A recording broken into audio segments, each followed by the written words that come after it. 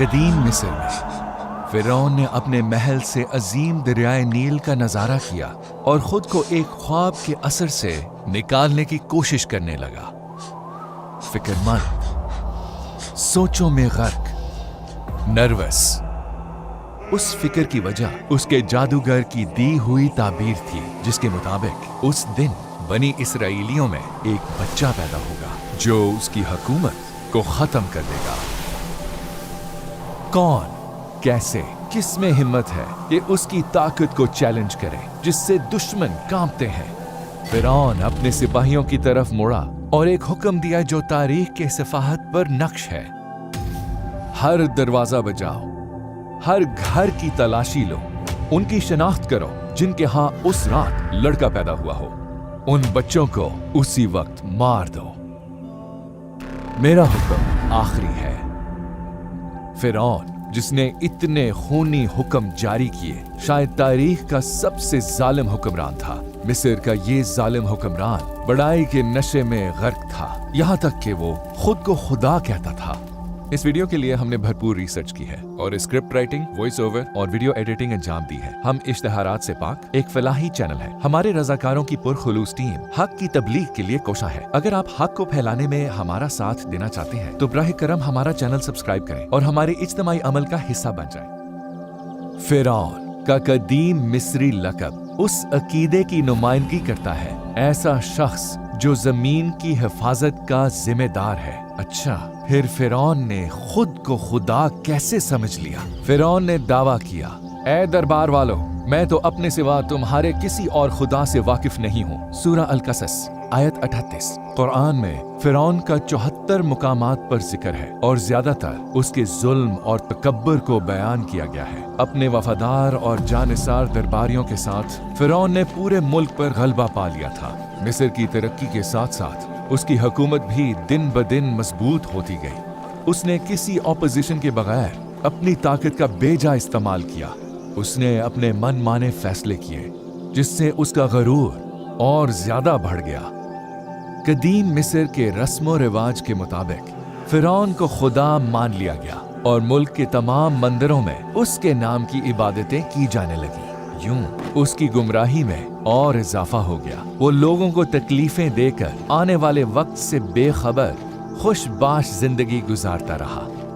جلد ہی اللہ اپنا فیصلہ ظاہر کرے گا جس میں تمام انسانوں کے لیے ایک سبق ہے۔ لیکن اس فیصلے پر بات کرنے سے پہلے آئیے قدیم مصر کو قریب سے جانتے ہیں۔ دریائے نیل، جو دنیا کے سب سے بڑے دریاؤں میں سے ہے، مسلسل بہتا، یہاں تک کہ گرمیوں میں بھی خشک نہ ہوتا تھا، اور یہ زرخیزی اور خوراک کے بڑے ذریعے کے طور پر مشہور تھا۔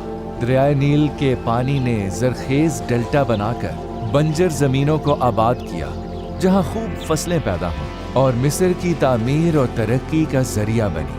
شہر اور بندرگاہوں کو ترقی ملی جس سے تجارت خوب چمکی اور ملک کی دولت میں بے پناہ اضافہ ہوا۔ جب فرعون اپنے محل میں ہوتا تو اس وقت رعایا، خصوصاً اس کے غلام بنائے ہوئے لوگ، اس کے حکم پر دن رات کام میں مصروف ہوتے۔ ان غلاموں سے شدید محنت کے کام لیے جاتے تھے جن میں اس وقت سب سے زیادہ رائج کاشتکاری اور تعمیراتی کے کام تھے۔ پیغمبر یوسف علیہ السلام طویل عرصے تک مصر کے وزیر رہے اور اسلام کی تبلیغ کرتے رہے تھے، لیکن ان کی وفات کے بعد مصر دوبارہ اپنے پرانے شرکی عقیدے پر آ گیا۔ انتقام کی آگ میں جلتے مصریوں نے حضرت یوسف علیہ السلام کی آل اولاد اور ان کے بنی اسرائیلی بھائیوں کو غلام بنا لیا۔ ایک طرف ان غلام لوگوں کی تکلیفیں تھیں تو دوسری طرف فرعون کے آگے پیچھے ایڈوائزرز تھے، وہ لوگ جو اس کی حکمرانی میں اس کے مددگار تھے۔ ان میں سے ایک قارون بھی تھا جس کی بے تحاشا دولت کو قرآن میں ان الفاظ میں بیان کیا گیا ہے، اور ہم نے اسے اتنے خزانے دیے تھے کہ اس کی چابیاں طاقتور لوگوں کی ایک جماعت سے بھی مشکل سے اٹھتی تھی۔ ایک وقت تھا جب اس کی قوم نے اس سے کہا کہ اتراؤ نہیں، اللہ اترانے والوں کو پسند نہیں کرتا۔ سورہ القصص آیت 76۔ قرآن ہمیں قارون کی وسیع خزانوں کے بارے میں بتاتے ہوئے اپنی قوم کے سامنے اس کے تکبر اور آخرکار دولت سمیت اس کی ہلاکت کو بھی بیان کرتا ہے۔ फिरौन का एक और बाअसर एडवाइजर हामान था, जो एक ताकतवर और बाइख्तियार फर्द था, जो वजीर के तौर पर कानों की निगरानी करता था। लेकिन कारून की तरह वो भी अपनी नफसानियत के बायस गुमराह हो चुका था।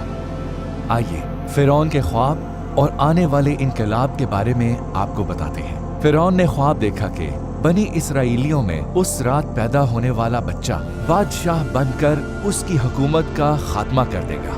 ख्वाब की ताबीर पाकर फिरौन ने उस रात पैदा होने वाले तमाम बच्चों को कत्ल करने का हुक्म दिया। उसी रात पैदा होने वाले बच्चों में से एक हजरत मूसा अलैहिस्सलाम थे।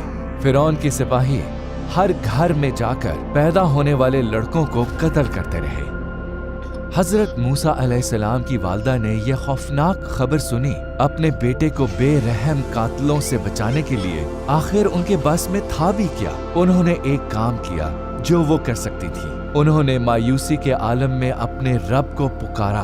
वो जानती थी कि सिर्फ अल्लाह ही उनके बच्चे को बचा सकता है। उनके दिल से निकली हुई दुआ अर्श तक पहुंची। उस नाजुक वक्त में अल्लाह ने उन्हें इल्हाम किया कि तुम इसे मूसा को दूध पिलाओ, फिर जब तुम्हें इसके बारे में कोई खतरा हो तो उसे दरिया में डाल देना, और डरना नहीं और ना सदमा करना। यकीन रखो हम उसे वापस तुम्हारे पास पहुंचा कर रहेंगे। सूरा अल-कसस आयत 7। अपने दिल में ये इल्हाम पाकर हजरत मूसा अलैहिस्सलाम की वालदा को इत्मीनान महसूस हुआ। उन्होंने अपने बेटे को दूध पिलाया और गले से लगाया, मगर ये इत्मीनान कुछ देर के लिए था, क्योंकि सिपाही उनके घर पहुंच रहे थे। खौफ ने उन्हें फिर घेर लिया। कोई और रास्ता ना पाकर वो अपने बेटे को दरियाए नील पर ले गई। सिपाहियों की कदमों की चाप करीब आ रही थी और वो बेबस थी। ये एक दिल दहला देने वाला फैसला था। या तो अपने बच्चे को दरिया के रहमो करम पर छोड़ दो, या अपनी आंखों के सामने उसे सिपाहियों की तलवार से ज़िबा होता देखो। सिपाहियों के करीब आने से पहले उन्होंने अल्लाह पर भरोसा किया और अपने बच्चे को झूले में लेटाकर दरिया में डाल दिया। वो सिपाहियों का रास्ता रोकने और अपने बच्चे की हिफाजत के लिए वहां खड़ी रही। हजरत मूसा अलैहिस्सलाम की बहन ने अपने छोटे भाई का ध्यान रखने के लिए चुपके से बहते हुए झूले का पीछा किया। झूला आखिरकार फिरौन के महल तक पहुंच गया। फिरौन की बीवी आसिया ने दरिया के किनारे चहलकदमी करते हुए पानी में झूला देखा। जब उन्होंने उसमें झांका तो एक मासूम और सोए बच्चे को देखकर हैरान रह गई। उसे देखकर उनका दिल पिघल गया। वो फौरन फिरौन के पास गई और बच्चे के लिए अपनी मोहब्बत का इजहार किया और ये जमानत ली कि उसे नुकसान नहीं पहुंचाया जाएगा। झूले से निकालकर बच्चे को देखते हुए फिरौन की बीवी ने उससे कहा, ये बच्चा मेरी और तुम्हारी आंखों की ठंडक है, इसे कत्ल ना करो। उम्मीद है कि ये हमारे काम आएगा या हम इसे बेटा बना लें। और ये फैसला करते वक्त उन्हें अंजाम का पता नहीं था। सूरा अल-कसस आयत 9। फिरौन के राजी होने पर मूसा अलैहिस्सलाम महल में रहने लगे।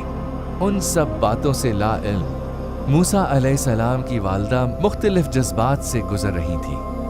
उन्हें ये जानकर इत्मीनान हुआ कि तमाम बच्चों के कत्ल के फिरौनी हुक्म के बावजूद अल्लाह की कुदरत उनके बच्चे को फिरौन के महल में ले गई है। तहम उनकी फिक्रमंदी बरकरार रही। फिर एक दिन उन्हें खबर मिली कि महल वाले एक बच्चे के लिए दूध पिलाने वाली ढूंढ रहे थे, जो दूसरी बहुत सी औरतों का दूध नहीं पी रहा था।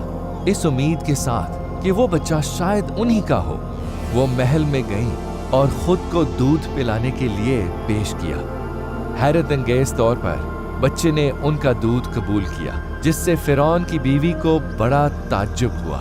जाहिर है उन्हें नहीं मालूम था कि ये मूसा की असल माँ है। इस तरह मूसा अलैहिस्सलाम महल में अपनी वालदा की निगहदाश्त में पलने लगे। मूसा अलैहिस्सलाम ने उम्र के साथ साथ सच्चाई और दयानतदारी की मिसाल कायम की, जिसने उनके इर्द गिर्द मौजूद लोगों पर मुस्बत असर डाला। आखिरकार अल्लाह ने उन्हें मगरूर और खुदाई का दावा करने वाले हुक्मरान फिरऔन का सामना करने और उसे जमीन और आसमान के रब को पहचानने की दावत देने के लिए नबूवत की जिम्मेदारी सौंपी। ये मिशन खतरे से भरपूर था, जिसमें मूसा अलैहिस्सलाम की जान भी जा सकती थी। लेकिन अल्लाह के हुक्म को मानना उनके लिए हर चीज से अहम था। अपने भाई हारून अलैहिस्सलाम को साथ लेकर हजरत मूसा फिरौन के पास गए, जिसने मौजिज़ों का मुतालबा किया। अल्लाह ने फिरौन और उसकी कौम के सामने पेश करने के लिए मूसा अलैहिस्सलाम को निशानियां और मौजिज़े दिए, मगर उन्होंने इन निशानियों का इनकार किया। ऐसे शर पसंदों को आखिरकार सख्त नताइज भुगतने थे।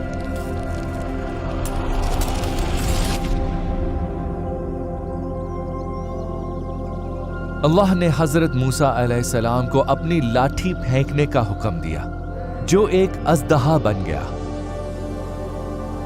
इसे जादू समझकर फिरौन ने अपने जादूगरों को पुकारा और कहा, मूसा के जादू को खाक में मिला दो। जादूगरों ने अपनी महारत दिखाई और रस्सियां और शाखें जमीन पर रेंगते हुए सांप लगने लगे, लेकिन हजरत मूसा की लाठी ने उन सबको निगल लिया और उनके वहमो गुमान को खत्म कर दिया। जादूगर समझ गए कि मूसा अलैहिस्सलाम का अमल जादू नहीं था और कोई भी इंसान ऐसा नहीं कर सकता, बल्कि ये अल्लाह की तरफ से एक निशानी है और वो उन पर ईमान ले आए। अपनी आंखों से सच्चाई देखने के बावजूद फिरौन ईमान ना लाया। उसने मूसा अलैहिस्सलाम पर जादूगरों का ईमान तस्लीम नहीं किया और उन्हें कत्ल कर दिया। चुनाचे अल्लाह ने फिरौन और उसकी कौम को अपने पैगंबरों की बात ना मानने के जुर्म में कई सालों तक कहत और बीमारी में जकड़ लिया। वो तबाहकुन सैलाबों, टिड्डियों के हमलों, हशरात की मुसीबतों और मेंढकों की वबाहों में मुब्तला हुए। उन्होंने इन अजाबों से भी कुछ नहीं सीखा और अपने तौर तरीके ना बदले। अल्लाह ने हजरत मूसा को हुक्म दिया कि वो अपनी कौम को मिस्र से बाहर ले जाए। ये जिंदगी और मौत के दरमियान एक खतरनाक सफर था। हजरत मूसा और बनी इसराइलों के निकलने की खबर सुनकर फिरौन उनको खत्म करने के लिए अपनी हैबतनाक फौज हरकत में लाया। मूसा अलैहिस्सलाम और बनी इसराइलों से उसका सामना रेड सी के किनारे पर हुआ, जहां वो खौफनाक सूरत-ए-हाल में फंस गए थे। उनके पीछे फिरौन की बहुत बड़ी और ताकतवर फौज थी और आगे रेड सी का फैला हुआ समंदर था। उस नाजुक मौके पर हजरत मूसा अलैहिस्सलाम ने अल्लाह से दुआ की और अल्लाह ने उनकी दुआ का जवाब दिया। दूसरे सारे रास्ते बंद हो जाने के बाद उनकी खलूसे दिल से की गई दुआ कबूल हुई। सब बेबसों के मददगार अल्लाह ने मूसा अलैहिस्सलाम को अपनी लाठी समंदर पर मारने का हुक्म दिया। पानी पर लाठी पड़ते ही मौजज़ा हुआ और रेड सी के दो हिस्से होकर दरमियान से गुजरने के लिए रास्ता बन गया। इस आसमानी मदद को देखकर बनी इसराइली हजरत मूसा के पीछे चलकर इस खुश्क रास्ते से समंदर को पार करने लगे, जो मौजज़ाती तौर पर समंदर में बन गया था। फिरौन अपने गरूर में अंधा हो चुका था। उसने ये हैरत अंगेज मंजर देखा और जिद में आकर अपनी फौज को बनी इसराइलियों का पीछा करने का हुक्म दिया। जब फिरौन और उसकी फौज समंदर के बीच में पहुंचे तो अल्लाह ने अपना हुक्म जारी किया और खौफनाक समंदर ने काफिर फौज को अपनी लपेट में ले लिया। समंदर ने फिरौन और उसकी फौज को गर्क कर दिया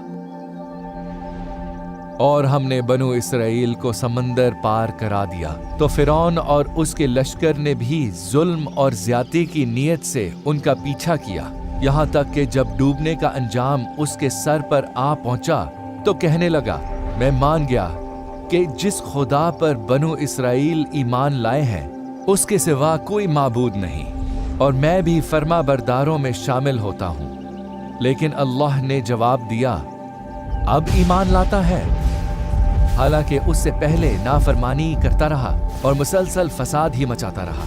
लिहाजा आज हम तेरे सिर्फ जिस्म को बचाएंगे ताकि तू अपने बाद के लोगों के लिए इबरत का निशान बन जाए, क्योंकि बहुत से लोग हमारी निशानियों से गाफिल बने हुए हैं।